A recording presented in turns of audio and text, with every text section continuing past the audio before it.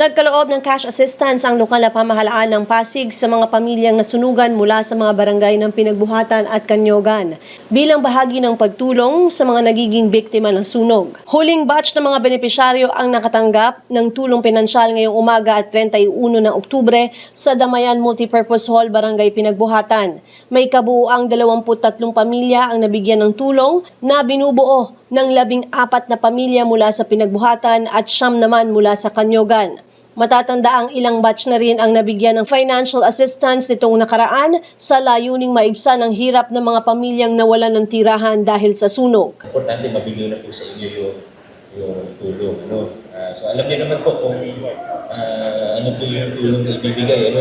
Paano din po magpunto. Siyempre salamat sa mga staff natin, sa stability, sa pag-atur po natin, sa DRMO po natin, pati na rin sa BFP, sa lahat ng iba pang mga tulong.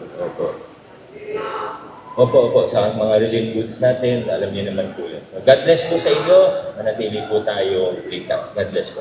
Alam namin masakit yung pinagdaanan nyo. Siyempre, sunog, no? Pero at least,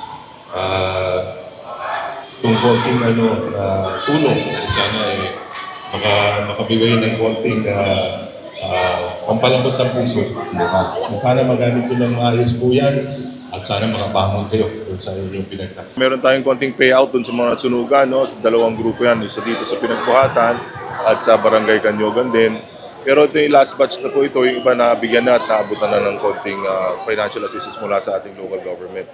So nakakalungkot nga dahil yung iba talagang naubos lahat. At maririnig mo nga yung ibang storya, no? Sinasabi nga ng isang nanay, bumili lang daw siya ng gamot, butin lang daw dahil may katandaan na rin daw siya.